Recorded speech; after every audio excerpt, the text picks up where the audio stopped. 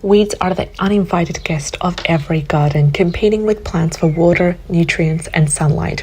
While they may seem harmless at first, their rapid growth and resource hoarding can quickly affect the health and productivity of your plants. Removing weeds effectively is really important for maintaining a thriving garden. And in this video, we're going to explore together actionable steps to eliminate weeds and keep your soil weed-free. If you're new to the channel, we do tips and strategies to help you with your gardening. If you are interested, go ahead and subscribe and click on the bell icon in order to be informed on all our new daily videos. Now, first we need to understand weeds and their impact. Now, weeds are plants growing where they are not wanted. They are opportunistic and resilient, often sprouting in the most inconvenient spots.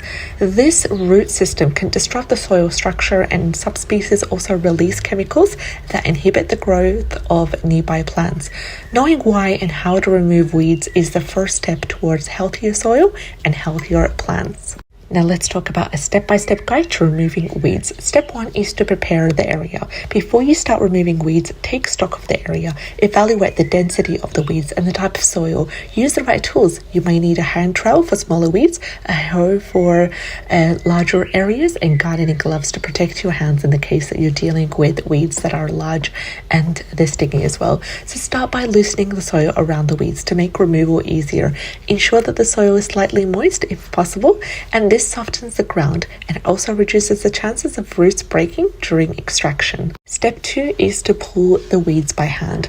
Now, for precision and thoroughness, hand pulling is one of the most effective methods. In order to do so, follow these 3-step method. First step is to grip the weed firmly at its base. Step 2 is to tug gently but steadily to remove the weed and its roots.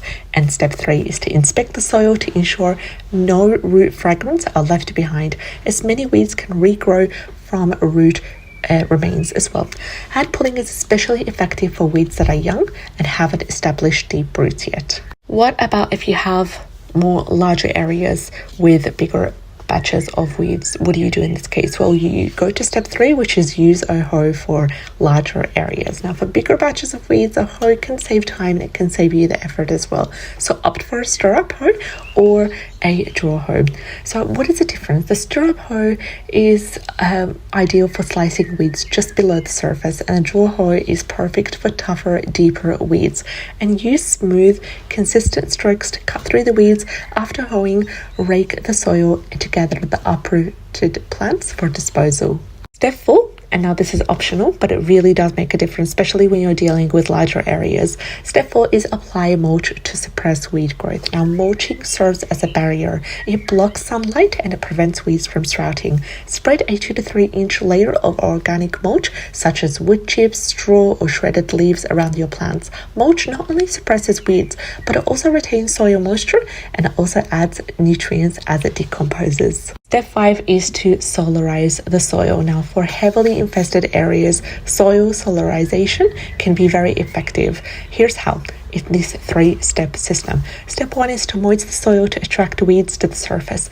Step 2 is to cover the area with a clear plastic sheet, ensuring the edges are sealed with soil or stones. And step 3 is to leave the plastic in place for about 4 to 6 weeks during the hot weather. The trapped heat here kills weeds and kills the seeds as well and pathogens in the soil, and it will provide a fresh start for planting. Now, another option is to use natural herbicides. Now, this option doesn't apply for everyone, especially if you're trying to grow vegetables and plants that you want to eat. Please avoid this solution. So if manual methods are not enough, natural herbicides can also help to tackle stubborn weeds. You can use a vinegar-based solution. You can use mixtures with salt and dish soap. These are sprayed directly onto weeds. Now, apply carefully in order to avoid harming your plants, your other healthy plants. Step 7 is to maintain regular monitoring and maintenance, because weeds and weeding and removing weeds is not a one-time task. It needs to be regularly monitored to prevent weeds from taking over again. So inspect the garden every week, pulling out any new sprouts. Keep the soil healthy by fertilizing it, by watering it appropriately, as well-nourished plants outcompete weeds as well. Now, before we end the video, I've got 4 steps and 4 strategies for you to prevent future weed growth. Strategy number 1 is to practice crop rotation. So rotating crops disrupts the life cycle of specific weed species. Strategy number 2 is plant ground covers. Now, fast growing plant crops like clover can choke out weeds. And strategy number 3 is to keep the edges clean. So remove the weeds from the garden borders and walkways to prevent spreading. And strategy number 4 is the last, is to minimize soil disturbance, because weeds and especially the seeds are often buried in the soil, so digging up and tiling can bring dormant seeds to the surface.